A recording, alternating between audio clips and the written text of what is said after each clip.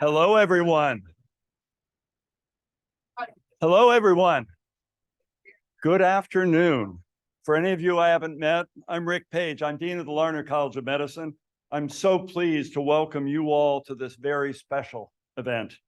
This is the 8th annual Stetson Technological Advances in Medicine lecture. And today's lecture is the capstone of this Excellence in Research Week that we've been enjoying all week. The fund that supports this lectureship series was established with the generous gift of an alumnus of UVM and of this college, John W. Stetson, a member of the UVM class of 1956 and the College of Medicine's class of 1960. And most importantly, his wife, Roberta Stetson, a graduate of UVM class of 1957. We're so pleased that you're able to join us today and to join us along with many members of your family. I'd just like to ask for a round of applause in their honor.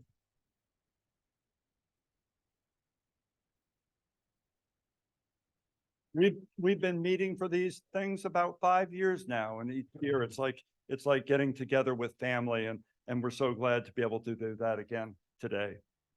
Now, Dr. Stetson was a Rutland resident and a UVM Wilbur Fund Scholarship recipient. He enjoyed a 39-year career as an orthopedic surgeon. When establishing this series in 2016, Dr. Stetson said, and I quote, "Medicine has gone from the horse and buggy of my grandfather to a supersonic technological revolution that is globally limitless." If I had to pick one person who would give that quote, Jack, it would be you. We sense this exponential growth in medical knowledge and technological innovation every day here at the UVM Larner College of Medicine, which is why, for instance, we've designed a curriculum that's constantly evolving to train our medical students to be active, lifelong learners, riding the crest of change and improvement in medical care. Again, I want to thank Jack, Bobby, and the entire Stetson family for establishing this series that allows us to examine important medical advances in a continuous annual way. Each year, we've heard from scientists who are leaders in their fields. They enrich our college and inspire us to advance our scientific inquiry. And in keeping with this tradition of attracting outstanding speakers, we're so fortunate today to have one of the nation's foremost infectious disease epidemiologists named one of Time magazine's most influential people in healthcare in 2018, Dr. Steffanie Strathdee, who is Associate Dean of Global Health Sciences and the Harold Simon Distinguished Professor in the Department of Medicine at the University of California, San Diego School of Medicine. We're also privileged to have her husband and co-author with us, Tom Patterson. And we're really grateful that you've come to join us, having flown just yesterday from Germany to be here in Burlington. And now to formally introduce Dr. Strathdee and to moderate the questions after her presentation, I want to welcome Kate Tracy, our Senior Associate Dean for Research, and the visionary behind this, our college's Excellence in Research Week. Please join me in welcoming Dr. Kate Tracy.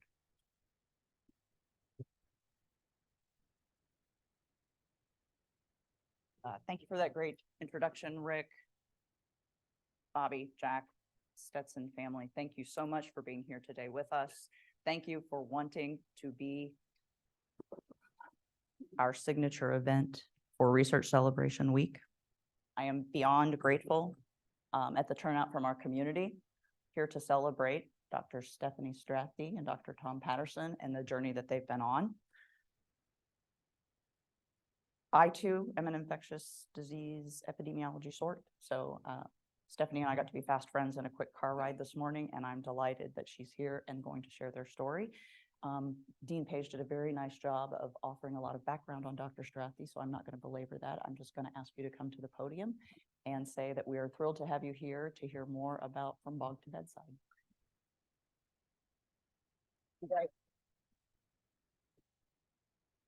Thanks very much, Dean Tracy. As you can see, we really are fast friends. And thank you to Dean Phage and Jack and Bobby, the rest of the Stetson family. It's a real pleasure to be here with you today to talk to you about my family's story and how literally it ended up changing medicine. It's not me who's even said that. So it's an unusual kind of a story. But I hope that you take something from it and that it changes you too. So just a couple of disclosures to begin with. I'm just going to advance this. It doesn't seem to be moving. Okay, maybe I'm not doing this right. Only done this. Okay, very good. Okay, very good. Okay, so my husband and I never dreamed that we would be involved in a phage therapy center. We actually now ended up holding stock in a company, but we're not going to talk about specific companies today. All patient photos today are shown with permission, right, dear? Yes, dear. And a land attribution. We live and work on the Kumeyaay unceded land where we live in San Diego. Okay, this is not moving forward either. Okay, I might need a little bit of help here. Okay, there we go. This one worked. So our story began when we were on holiday in Egypt in November of 2015 over Thanksgiving. Now I'm Canadian. You're going to hear my accent pretty soon. Thanksgiving has always kind of befuddled me. So we just take that opportunity to go on vacation. And these photos, you can see that we're hamming it up. We're having a great time. Tom's, at the Cairo Museum, pretending to be a statue. He looked to be in perfect health, but he was about 300 pounds. Now he's 6'5". He carried that pretty well. But we didn't know that lurking inside his abdomen was this abscess that had been caused by a gallstone that's stuck in his biliary tract. And it was just, there until all of a sudden it decided to kind of cause more problems. So a couple of days later, even though this was after we'd have this lovely meal on top of a cruise ship, we were supposed to see the Valley of the Kings. We were based in Luxor. He got violently ill. Now we'd had a seafood dinner, and since I have an old rusty degree in microbiology, I immediately thought he had food poisoning. I was calculating the incubation periods for different pathological organisms in my brain. We saw that he wasn't getting any better. I called the doctor to the ship. He said he'll be fine. I'm just going to give him some IV antibiotics and some fluids and he'll be up for dinner. He wasn't. He got worse.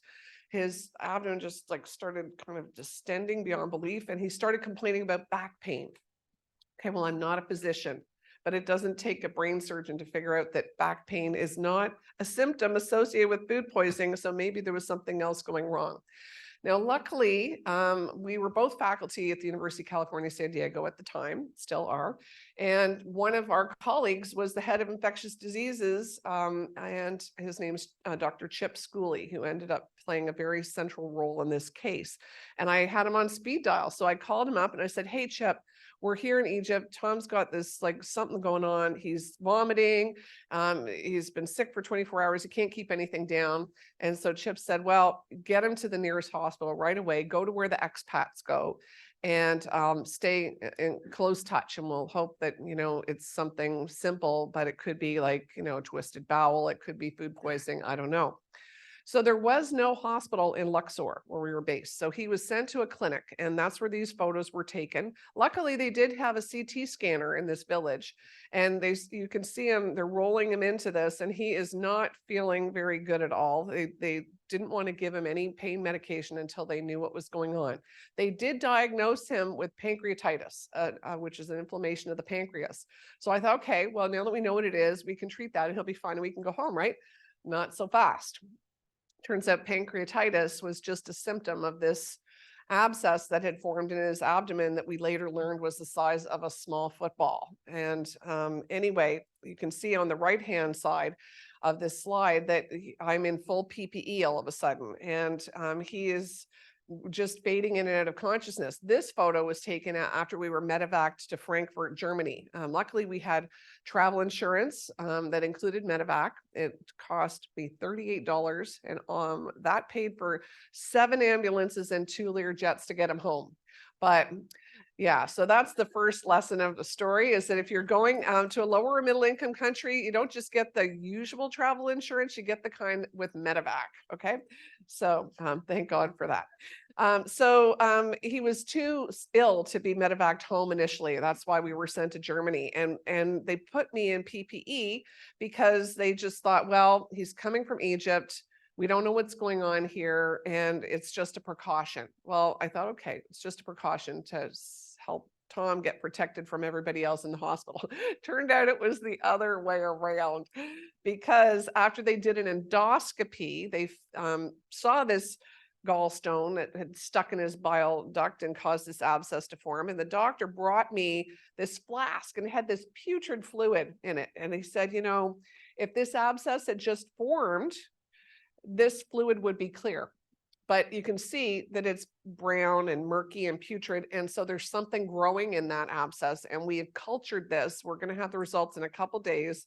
And let's hope and pray that it's a garden variety microorganism that modern medicine can deal with. But it wasn't.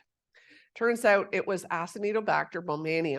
Now, that's a mouthful, but you just need to know that it's one of the World Health Organization's most deadly bacterial pathogens to human health. And here is a chart that has all of these different bacterial species that the WHO has identified to be important. And this one tops the list. Now, this was a shock to me because my rusty old degree in microbiology from the University of Toronto, I took virology and microbiology in 1986. And I learned what this organism was. We used to plate it on our Petri dishes, and all we needed was a lab coat and gloves. So how come this is now like one of this world's most dangerous bacteria? Well, it turns out it's a really like clever little bacteria. It's something of what I call in our book as a bacterial kleptomaniac. It's really good at stealing antimicrobial resistance genes from other bacteria. It has what they call virulence factors. So it has, a sticky kind of coat, and it is prone to creating biofilms, which I now refer to as the microbial version of the Borg. It's very difficult for antibiotics to get through biofilms. And so that means that it has these superpowers that mean that it's very hard to treat. And so this was bad news. Obviously, this organism, is prone to have resistance. So what they did next was they ordered an antibiogram. Now that is an antibiotic susceptibility profile. Now, this is the chart that came back, and you don't need to understand German. All you need to do is to look at that chart with all the lists of the different names of antibiotics, and you can see that an R is beside almost every one of them, and an R stands for resistance. And it was only partially sensitive to 3 different antibiotics off the bat. And those are what I call the gorillacillins, because they have to be infused into the body, and they are associated with a lot of toxic side effects, like colistin, which is the last resort antibiotic that was developed in World War II.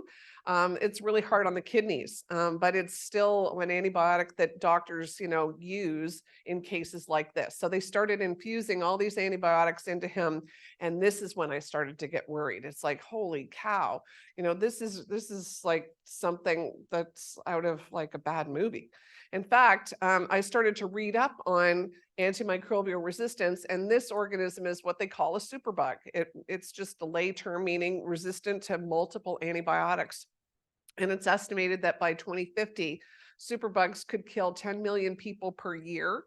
And that's probably an underestimate. That's going to cost the global economy $100 trillion every year. And, my husband now looks like he's a poster child for this post-antibiotic era that we're entering, because pharmaceutical companies are getting out of the antibiotic business because it's not marketable now to make them. It takes like 10 to 15 years to make one of these, and $1 billion or more. And they only last a couple of years, if that, because resistance is just, spreading. So this was really getting concerning, that bacterial infection that you pick up on vacation can almost kill you. Like what?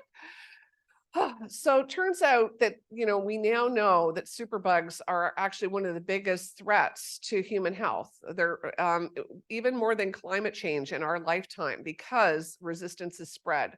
And this paper came out in the Lancet in beginning of 2022. It was the first time we had real estimates of the number of people dying from superbugs.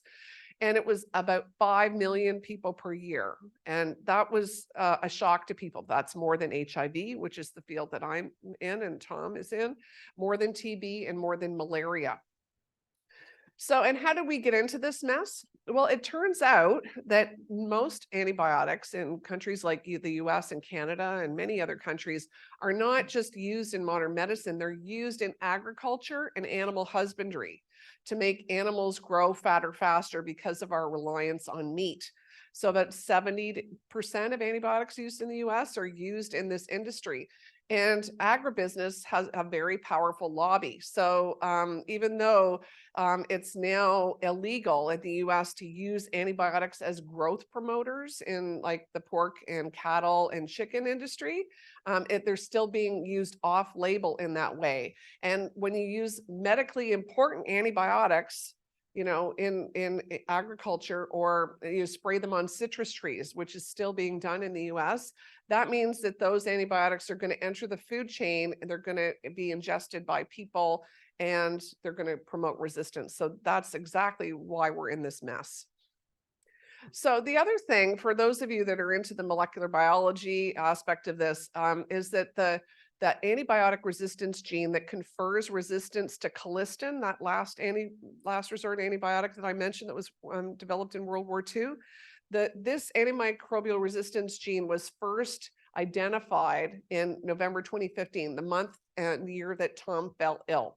When this paper was published in the Lancet, it cast a pall through the whole infectious disease community globally because they're going, oh my God, if we lose colistin, what will we do? There's nothing else to treat people with.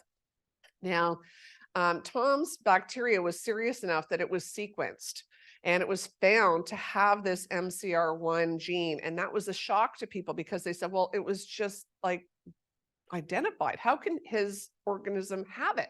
Well, it turns out this antibiotic resistance gene had already been circulating in 30 countries. That's how poor our global surveillance is for antimicrobial resistance.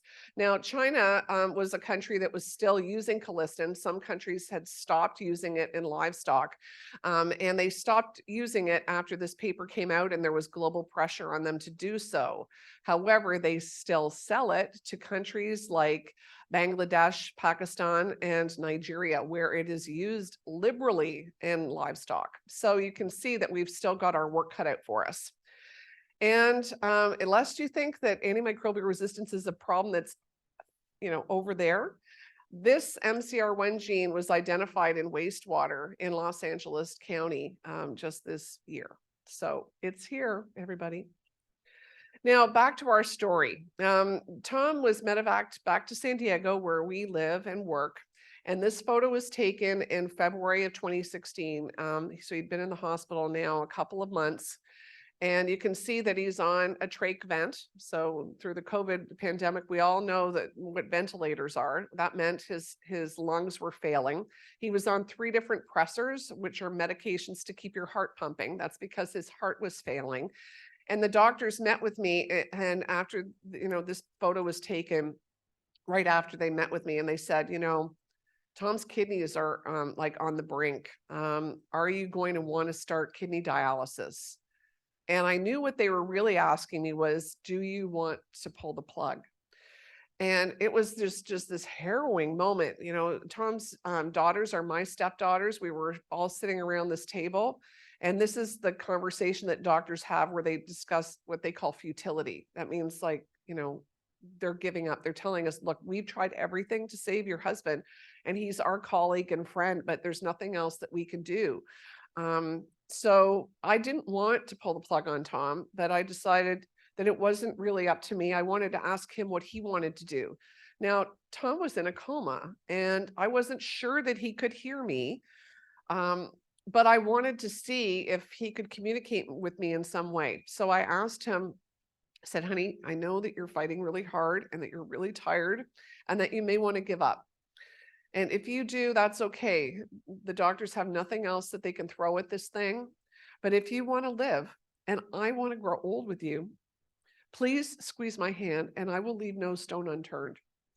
So I waited for about a minute and he squeezed my hand really hard, like so hard that it hurt.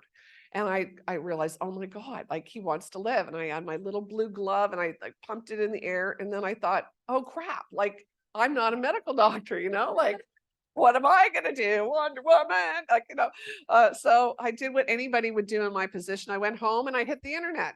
Now, I am a scientist, so I do know how to do a literature search and I use PubMed, PUBMED. So any of you are studying science, medicine, it's the best search engine out there.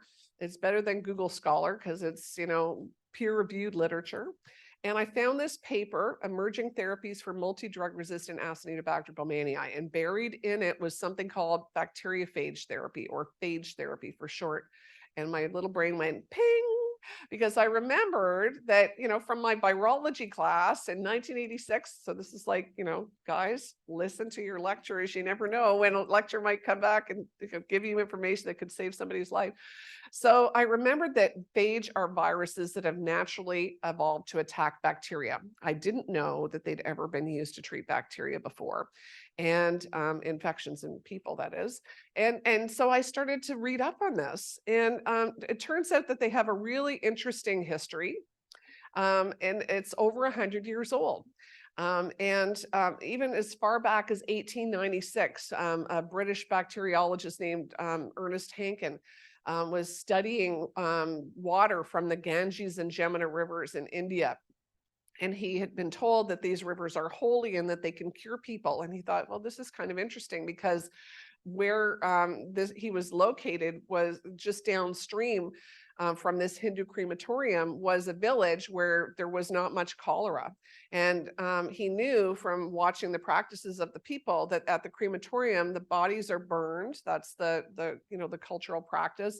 And those that are not fully burned are thrown into the water, and the water goes downstream with the bodies. And so you'd expect that the people in this village would have a lot more cholera than the people that lived upstream. So he wanted to study the water. So what he did was he took some water that he collected from the river, and this paper that he wrote about it is just incredible. If anybody's interested, I'll send it to you. He talks about collecting the water as close to the bodies as possible because he thought that that would be more contaminated with bacteria. And he's like, there's buzzards coming down, trying to get at him. And then there's, snapping turtles coming up, trying to get at him. And he collects this water and he puts it through a Pasteur filter. Now, a Pasteur filter looks like a little funnel. It's made of porcelain, and it's got holes in it. And those holes filter out bacteria. So he took the filtrate and he added it to a Petri dish that had cholera streaked on it, and it cleared up these infections. And he said, well, whatever is in this filtrate has to be smaller than a bacterium and is killing the bacterium, and he didn't know what it was. So he was very interested in this, and that experiment was repeated over and over by different people, like from Poland and Germany and Russia. And it wasn't until a French-Canadian self-taught microbiologist named Félix Deharel, he repeated this experiment at the Pasteur Institute, where he was an intern in Paris, and he took this filtrate from children who had survived dysentery, and he realized that it could kill the bacteria that was causing the problem. So he said, well, whatever this is has to be smaller than a bacterium, and it is a parasite of bacteria, so ergo it must be a virus. Now that was the leap of faith, because at the time only the light microscope existed, and nobody could know for sure whether he was right. In fact, he was ridiculed by Nobel laureates who believed that this was probably an enzyme. So this other fellow, another British bacteriologist, Frederick Twort, had published a paper saying he saw this strange phenomenon and he thought it was maybe an enzyme, maybe a virus, but it was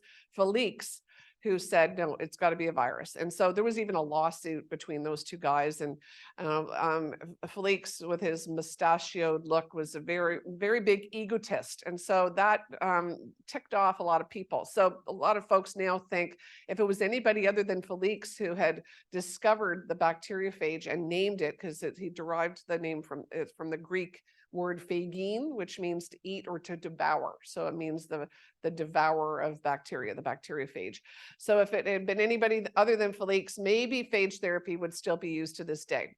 Well, the story gets a little murkier because now this is a photo of Felix on the right-hand side. He has a much older man, and he's with a younger man named Georgi Iliava. These guys met at the Pasteur Institute, and Georgi Iliava got really excited about phage. Now, by this time, Felix was already using phage to cure people and with bacterial infections, and even used it on animals. He had this such a colorful personality. He was the inspiration for the book Aerosmith that won the Pulitzer Prize in the 1930s, I believe it was. So, fantastic book. And Georgi said, "I want to go home to Russia and develop a phage therapy center." So on what is now the shores of Tbilisi, the Republic of Georgia, is the Iliava Phage Therapy Center. And that was the first phage therapy center to be developed in the world in the 1930s. Now, of course, what do we know about history? 1930s was a very tumultuous time. It's leading up to World War II. This phage therapy was embraced by Stalin. He saw it as part of his vision for Soviet medicine, Soviet science. And so phage therapy got this reputation as being the science or the medicine of the enemy. And that was like a major factor in burying phage therapy. It was something that was done in out of the way places by our enemy, that kind of thing. And in fact, I could go on about this. I'm not much of a history buff, but this story fascinated me. Georgi Iliava was actually put to death by Stalin when he, went on a campaign to rid the country of its scientists. So obviously, Felix, who was supposed to be there helping set this center up, he never ended up living there.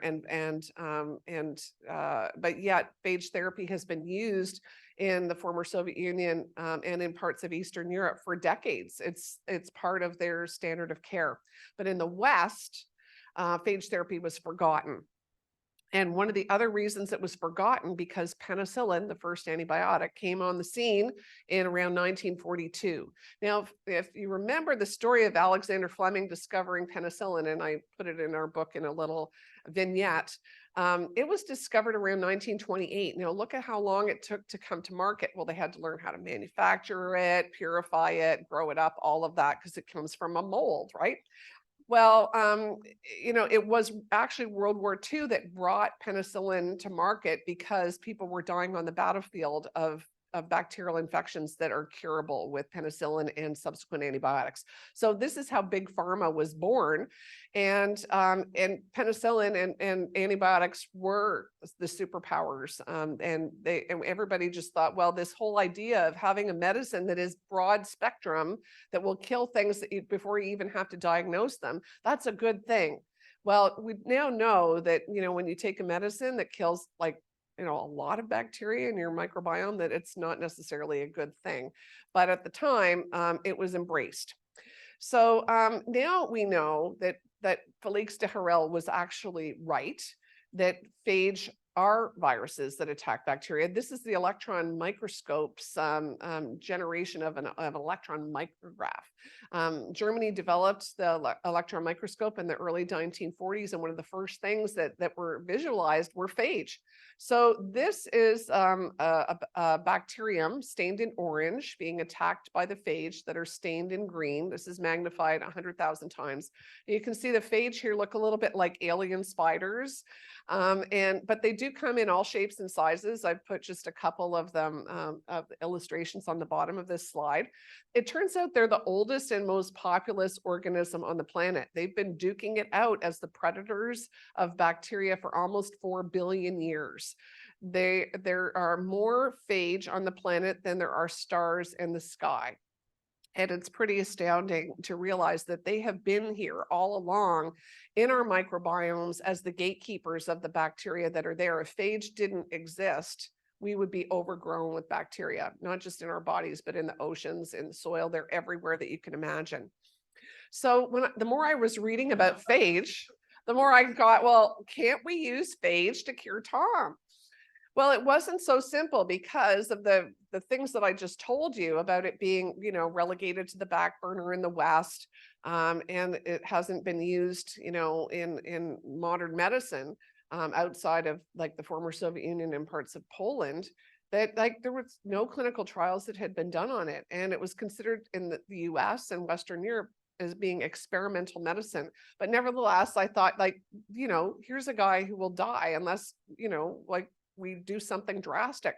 So I asked Chip Schooley, the head of infectious diseases, I said, can't we use phage therapy to cure Tom? And he said, wow, what an interesting and intriguing idea.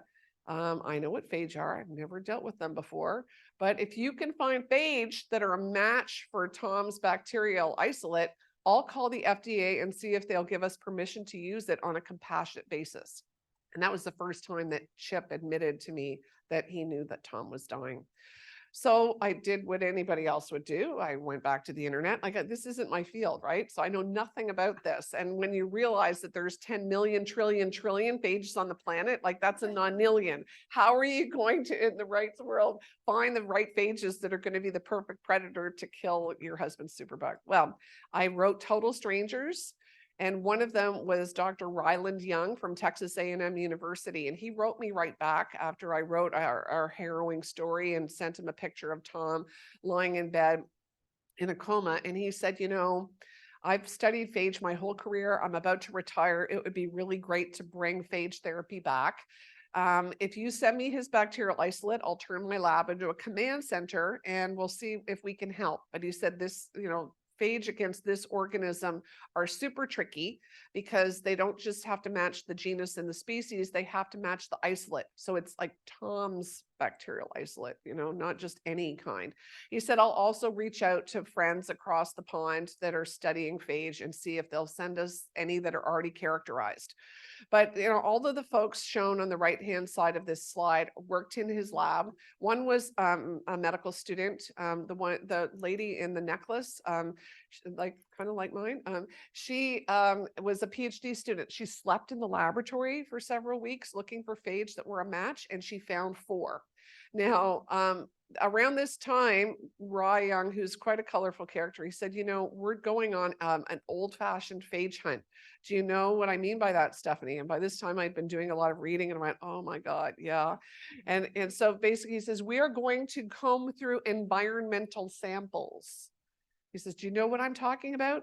And I went, yeah, sewage, right? And he goes, yes. Because you might be wondering, like, why would you be testing sewage and looking for phage? Well, wherever there's a lot of bacteria, there is the perfect predator that will prey upon them, the phage, which is what you're looking for. So you go to the gnarliest, absolutely gnarliest places in the world to get these samples. And so the fact that they found 4 was pretty much of a miracle. But, something else went on too. And one of the people that Rye reached out to was Dr. Jean-Paul Pernet, who works at the Royal Astrid Military Hospital in Brussels, Belgium. And he said, we have these Acinetobacter baumannii phages. You obviously need to get them to this guy ASAP. I will send them to you in a diplomatic pouch. Well, that was pretty awesome. Like, to think that total strangers are willing to do this. And turns out that those phages were not a match for Tom's strain, but it was that act of generosity and kindness from a total stranger that convinced another group of people to get involved in a phage hunt. And you won't believe who they were. It was the Army and the Navy. Oh my God. It was just the craziest thing. So this is not Tom Cruise. It looks a lot like him. This is Lieutenant Commander Theron Hamilton, who has like an MD and a PhD. He's a molecular biologist. He headed up at the time the US Navy's Biological Defense Research Directorate, or the BDRD. Now, why is the Navy studying phage? Well, I never got a straight answer out of them until fairly recently. And so here's a part that is not in the book. All right. So the way that this group got studying phage was around 2001. Now, we all remember the terrorist attacks that were going on, but there were other bioterrorism threats. And one of them was these letters that were sent to congressmen and other people that were contaminated with anthrax. Do you remember this? Okay, the way that it was determined that those letters were contaminated with anthrax was from the phage that attacked the anthrax bacteria, Bacillus anthracis. And it was these guys who used their phage to determine that that was the case. So that sparked their phage library, and they had phage that were active against any number of potential bioterrorist threats that could be used, to kill people. So they had a whole library of Acinetobacter baumannii phages that had been used on rats, mice, a few rabbits, not humans. And when we approached them, it was actually Dr. Schooley who said, do you think, Theron, that we could send you Tom's bacterial isolate to see if any of your phages are a match? And he said,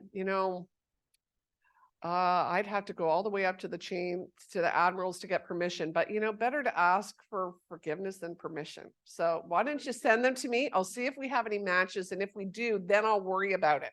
So he turned to the fellow on the right, Dr. Biswajit Biswas, who Theron has affectionately dubbed the phage whisperer. And honestly, that's his name.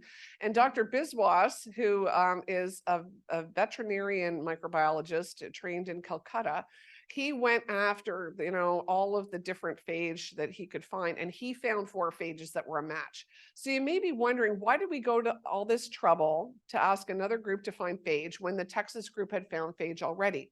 Well, the thinking at the time was that we needed as many phage as possible because, if phage are attaching to the bacteria to a receptor, and if you all have lots of different phage and they're all trying to get through the same receptor, then the bacteria could become resistant to the phage very easily. So the idea is that you want to have different phage that will attack different receptors. So think of it as some phage are getting through a door, other phage are getting through a window, and then it would be more difficult for the bacteria to kind of generate resistance against both kinds of phages. Now, we didn't have time to sequence all the phages that ended up being involved in Tom's case, but Dr. Biswas found 4 phages that were a match, and some of those were thought to be extremely virulent.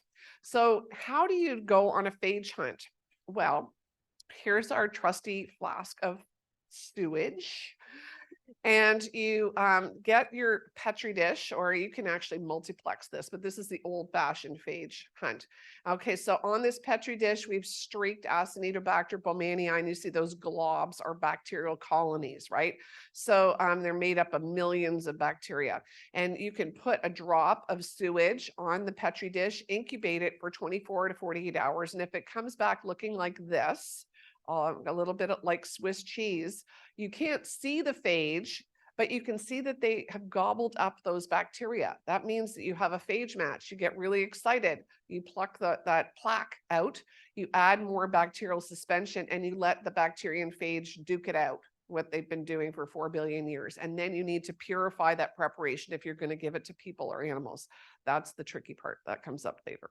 But first, we have Dr. Schooley in the background, who's pictured in the middle. And I just learned that Dean Phage actually trained with Dr. Schooley many, many moons ago. I don't know how many moons ago, but a long time ago, when Dr. Schooley had more hair. And so Chip, as he's affectionately known, had this real important dosing dilemma. He didn't disclosed to me at the time how distraught he was, because as the head of infectious diseases, you would think that he would know something about this, but nobody had done anything like this before in the US. So he's going, okay, how many phage do we give the patient? What route of administration? How often? How long? None of this was known. And so he consulted with experts through Dr. Pernay in Belgium. We met Dr. Maya Mirabishvili, who'd been trained at the Iliava Phage Therapy Center in Georgia. And she said, look, We don't usually treat people intravenously. You have a systemic infection with Dr. Patterson, so you may need to think about that. But I can tell you, if you dose him through the catheters in his abdomen, which are close to the source of that abscess, this is how we would go about it. And she advised on a certain dose. And by that time, he'd also reached out to Dr. Carl Merrill, who's in his bow tie there. Carl was 81 years old at the time, was retired, and came out of retirement to work on Tom's case. He said this is the most exciting opportunity that he'd ever had. He'd been clamoring for phage therapy to come back. And he said, this is the case that I've been waiting to get involved in. And he said to Chip, you have to treat him intravenously, because if there's a hidden reservoir of bacteria that the phage don't reach because you're just treating him through the catheters in his abdomen or topically, the phage could become useless because the bacterial mutants arise. So Dr. Schooley turned to me and said, what do you think about phage therapy being administered intravenously into Tom? And I said, I know that this could either cure him or kill him, but you know what? We're going to try, because Tom is a risk taker. Well, the phage was now being shipped to us from Texas, and it was almost there. I was like monitoring the FedEx tracking number and all this kind of stuff. And all of a sudden we got word from the Texas group that they'd done this assay that was required by the FDA before they gave us permission to use this on a compassionate basis. And they said the endotoxin level is too high. Now, those of you that are in microbiology will know that endotoxin is essentially the lipopolysaccharide layer of the gram-negative bacteria. It's the bacterial cell wall that, in the debris that forms after the phage are killing the bacteria, the cell wall of a bacteria is kind of disintegrating, right, into this phage preparation that you have. And that is a toxin for people. And so you don't want a whole lot of that in the phage preparation, because it could kill the patient, especially if you're going to be treating the patient intravenously. So luckily, we had a group at San Diego State University that didn't show up on my literature review, because these guys were studying phage that are active against bacteria that affect coral reefs. And yet they had this endotoxin purification assay set up that was a save the day kind of moment. The fellow at the bottom of the slide had this preparation. He was a postdoc working in this lab, and now he's a phage therapy expert based in Australia. It changed his career because he was able to reduce the endotoxin level down to a level that the FDA was comfortable with, even though they didn't know what the margin of safety was either. So here we are. From my very first email to the day when the phage cocktail, the first phage cocktail from Texas was ready, was only 3 weeks. Now, remember I told you how long it took an antibiotic to get developed, like 10 to 15 years? Not bad, 3 weeks, right? And half of this time was spent with this whole purification of the endotoxin component. So we got our approval by the FDA. And the dose that Dr. Schooley came up with was 10 to the 9 PFU per mil every 2 hours. In other words, 1 billion with a B, 1 billion phages per dose. And this was the scariest day of my life when we, decided that we were ready to treat Tom. This is what Tom looked like the day that we started phage therapy. This was March 16th of 2016. So he'd been in the hospital like over 4 months. And I signed the consent form finally for kidney dialysis the day that we started phage therapy. Now, this is 3 days later. We didn't need the dialysis. Tom woke up so quickly that he was able to lift his head off the pillow, open his eyes, and kiss his daughter's hand. His daughter, Carly, was on shift that moment that he woke up. And when she came home to tell me that he woke up, and I said, like, are you sure? And she said, I'm sure. It was just like everybody in the ICU freaked out. Now, his recovery took a long time, and I won't belabor you with the ups and downs, but they are detailed in our book, and some of the stories are pretty creepy. But because Tom's hallucinations are in the book too. But he was finally discharged in August of 2016, 9 months after this ordeal began. He's wearing a Superman shirt. And then he began what essentially was a 5-year-long recovery, because for every week that you're lying in the hospital, it takes 5 weeks to recover from. So when you're in the hospital 9 months, that's 5 years, folks. Now, here's another electron micrograph I had to share with you because this is Tom's bacterial isolate being attacked by the Navy phages. You can see them all going to work. This is actually in the book. This micrograph was developed by the Department of Homeland Security. So I haven't even met the guy who did it yet, but he gave permission for us to use it in the book. It only took 6 months to get permission. But anyway, that's another story. So after Tom's case was publicized at the 100th anniversary of the discovery of the bacteriophage, a year after he was cured, the story went viral, but in a good way. It was picked up everywhere. And we started to get requests from patients that had superbugs or their family members did, and they wanted phage therapy too. Now, of course, total strangers had stepped up to save the life of my husband. So I wasn't going to tell them that I was too busy or that I wasn't going to do this. So we reinvented the wheel. We went back to some of the same people that helped in Tom's case. We found new partners, new labs. And by this time, phage companies were starting up again. And interestingly, Tom's case was published. We had sent the case report to top journals. Dr. Schooley was the first author, and those journals rejected it. The New England Journal of Medicine editor apparently wrote back, "I don't believe this." And that was all. JAMA passed on it, but after the case was published, they did a Q&A with Dr. Schooley, and they did a reprise of that along with a podcast. So JAMA. And then Lancet commissioned a commentary, and they all now talked about the Patterson case, which is pretty funny. But then the lay community started to pick up on it too. I couldn't even fit all of the different venues that have covered it. Time magazine, we were in People magazine. The headline there was, "Sewage saved my husband's life." It's like, oh my God. The one from the Daily Mail was, "Could gargling with superbug, gargling with viruses cure superbugs?" So it's just, and we were on the Today Show. There's actually a movie in the works. God knows, Hollywood's on strike. It's been COVID and everything, but anyway, it's pretty surreal. I have to pinch myself because I just don't even believe this is happening.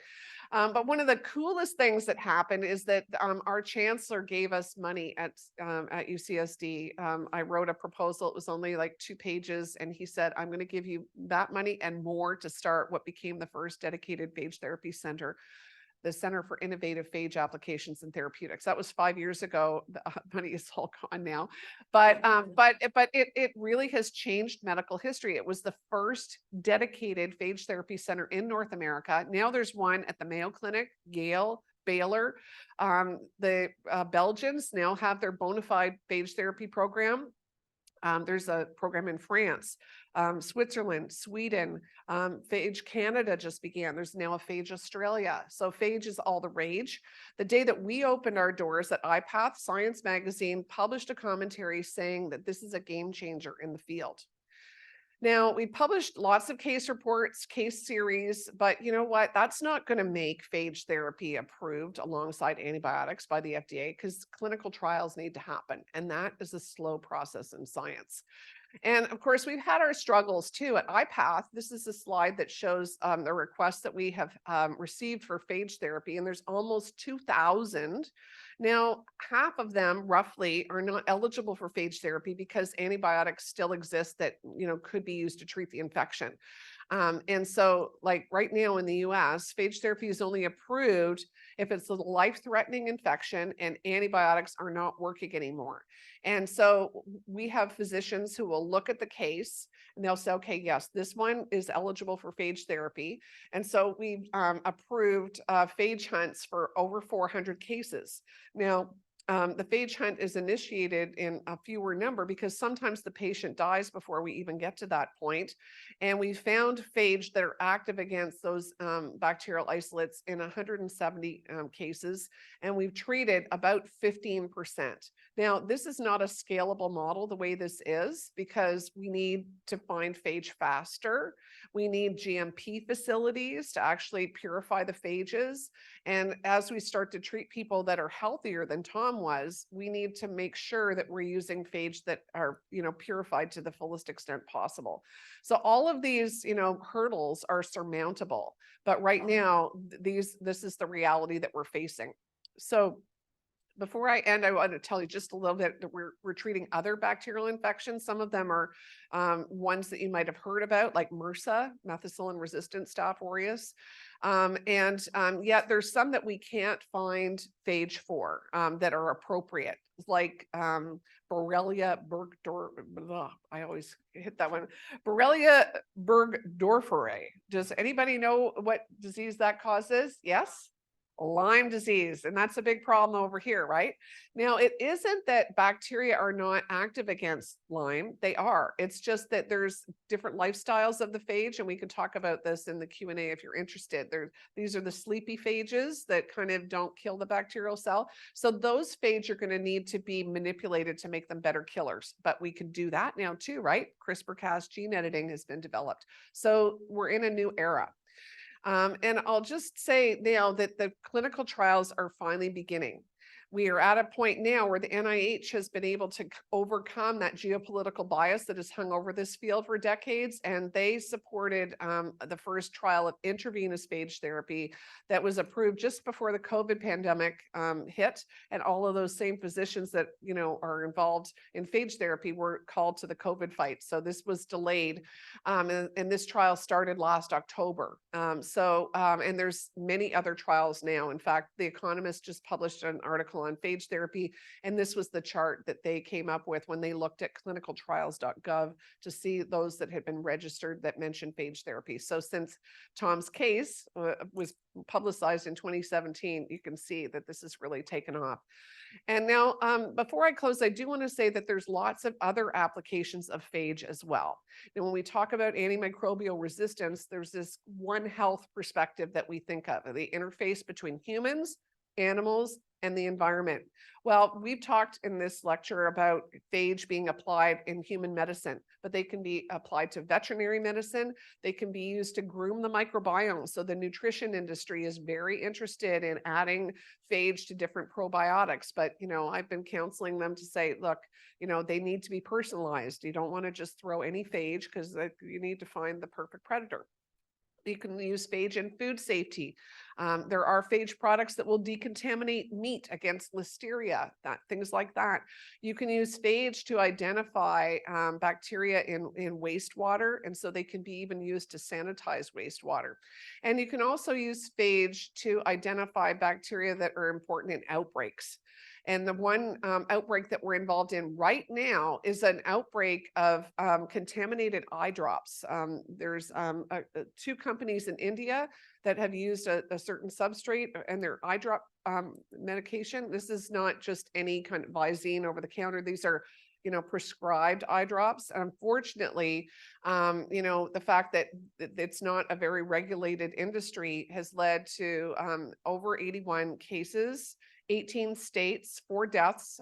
Several people also had their eyeballs have to be surgically removed. And Dr. Schooley read about this and immediately thought, aha, we have phage for that.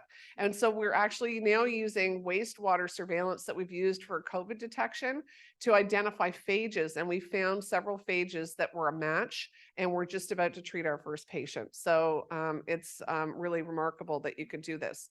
And then the last case that I want to mention is that engineered phages or genetically modified phages can be used to treat bacterial infections when you get cases where it's hard to find a natural phage that will work. The first case that was ever to be done like this was the case of Isabel Holdaway. She was a cystic fibrosis patient who'd had a double lung transplant, and her new lungs were being attacked by a bacterium called Mycobacterium abscessus, which is a cousin to tuberculosis. That's the biggest bacterial killer in the world. Now, she was in hospice, and her mother heard about Tom's case through the press. And I hope it wasn't that gargling article, but I got to meet her mom, and she said, maybe we could get this for Isabel. Well, this took a heroic effort, but they could only find one phage that was a perfect match. The other phages that they found were the sleepy kind. We call those temperate phages. And you want to have a phage cocktail, right? You want to have phage that are going to attack different parts of the bacterium, remember? So what Dr. Graham Hatfull did is he took in his lab, they manipulated those phages and clipped out the gene that makes those phage sleepy and forced those phage to become lytic phages, the phage rage kind. And interestingly, this library of phages that he used was part of a program called Phages. It's a program that exists that teaches undergraduate students how to do phage hunts. And it's funded by the Howard Hughes Medical Institute. And this program exists all over the world. And the phages that are identified have been sitting like in a freezer, and nobody ever dreamed that they would have therapeutic potential. So the one phage that was the phage rage kind, its name is Muddy, M-U-D-D-Y. It was named by a student from South Africa who found that phage on a rotting eggplant, or they would say aubergine. But and those other two phages were manipulated. So this is the first genetically modified phage cocktail to ever be used successfully in a human case. It was published, as you can see, in Nature Medicine, a top journal. And Isabel had 3.5 years more of life. She was able to not only leave the hospital, she left within a week. She finished her A level. She learned to drive. She had a part-time job. She succumbed to cystic fibrosis. She did not die of her superbug infection, and I miss her. So what we really need in this world right now is a phage library, because we shouldn't have to go to rotting aubergines or sewage. And the Navy actually sourced their phages from the bilges of ships. And yes, you can do all of those things, but you need to have those phages characterized, sequenced. You know what receptor they hit. You know which phages go together with one another. That's going to take some bioinformatics and machine learning approaches to choose the best ones to go together.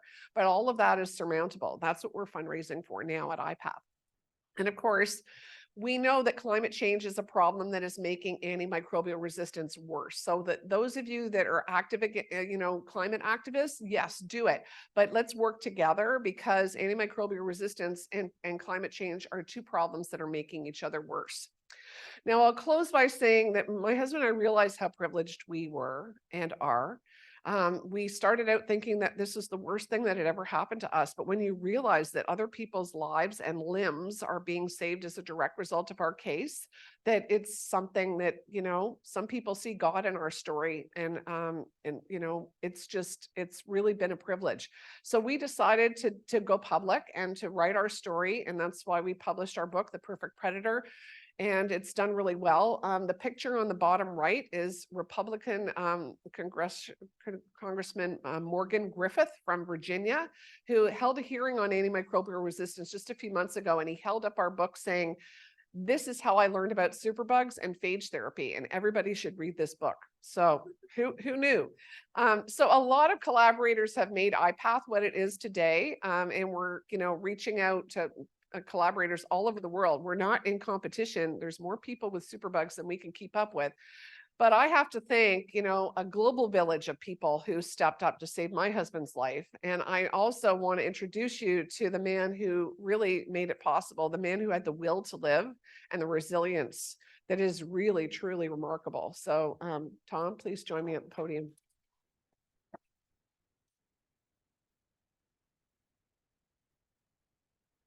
Thank you very much.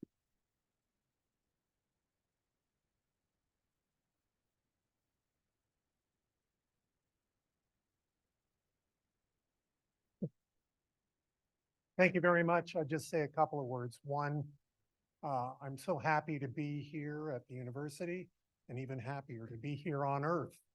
And I'll also say that I didn't set out to find a trophy wife, but I certainly found one.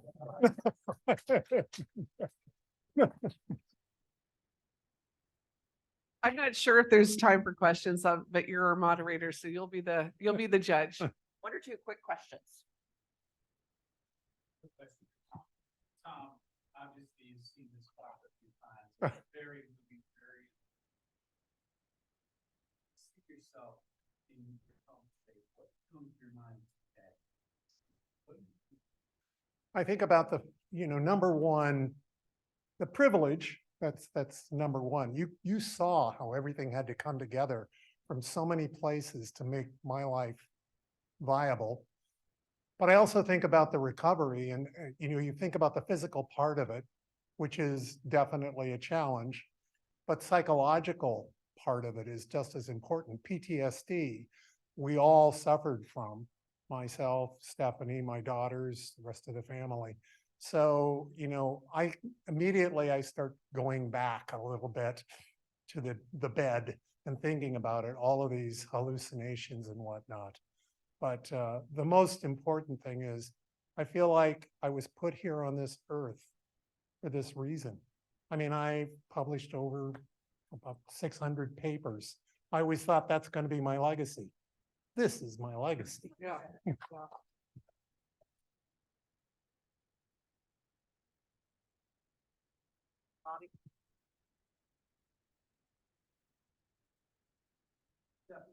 spoke a little bit before, and I just want to speak a little bit more about the fact that with phage therapy, we may potentially now see the revival of certain antibiotics which were previously resistant to so many bacteria.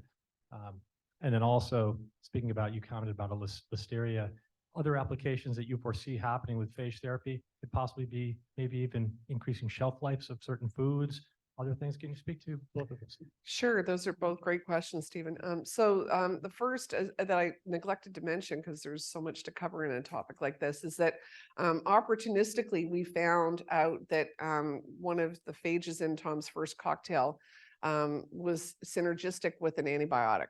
And two phages actually worked together to revive an antibiotic that he was resistant to. So the selective pressure put on that bacteria makes it make a genetic decision as to which it would rather face, the bacteria or the phage, or the antibiotic or the phage. And often it chooses the antibiotic because they're scared of the phage. So, so now we could actually, use like different approaches like machine learning to pick which phages would go with it, which antibiotics and as well. And so if phage could be used to revive antibiotics that have been on the shelf that have been useless because of resistance, that's still a game changer in and of itself.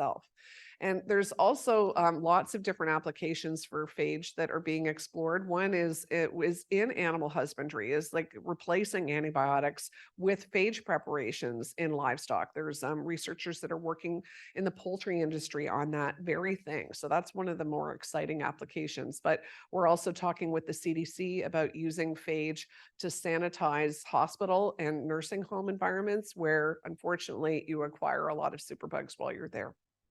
Thank you. Jack, you get the last question.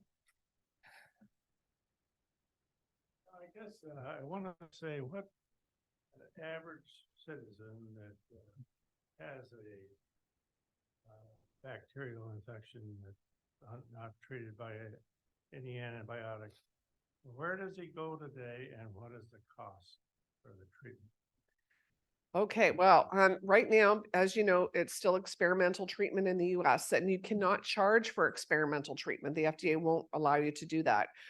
Because of the expense that's involved, we are able, although we haven't yet, charged people for the shipping or the reagents that are used for the phage. There are companies that are working on this, and it's likely to be in the thousands of dollars that they will charge. But we at iPath, we believe that because the majority of people who are dying of superbug infections are in lower and middle income countries, that there needs to be a sliding scale, because people who cannot pay should not be forced to pay, but other people that can help contribute to the phage library to keep this going. So what we really need is a private public partnership to bring this to scale, and that's something that we're working on. Other question I had was for this massive use of phages in society, what about development of resistance to phages? Well, bacterial resistance to phage already exists because phage are the natural predators of bacteria. In fact, that's why CRISPR developed, as a bacterial part of their immune system, if you will, to phages. So it's unlikely that phage could ever cause the problem that antibiotics have caused because, you know, the way that antimicrobial resistance genes are spreading is faster than we could even keep up with, that the phage are already there. So we might as well use them to our advantage. In fact, you know, I'm glad that you asked the last question, because one of the most important patient groups that we hear from are people who've had surgeries, prosthetic joints, for example. And they've been in unfortunate situations where, you know, one fellow that I know had a knee replacement and slipped when he was getting gas on some ice, and his knee opened up and he got a superbug infection, and he had 19 surgeries on his knee to try to, you know, take out the infected tissue, and they were all failing. He was about to get you know, amputation, and his wife heard about our story and reached out, and he got phage to match his infection, and he's walking to this day. So I gave a talk like this in Minnesota a couple of years ago, and I welcomed him to the stage because he didn't live too far away, and there wasn't a dry eye in the house. So not all of the orthopedic surgeons are as gifted as yourself that were able to ensure that patients didn't get infections, but when they do, we're here for them.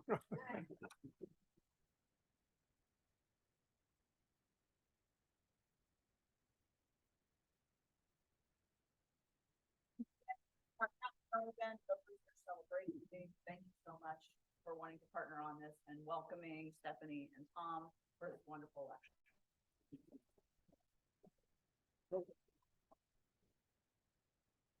Oh, Steffanie and Tom will be outside signing some books, so I'm sure you'd be willing to entertain.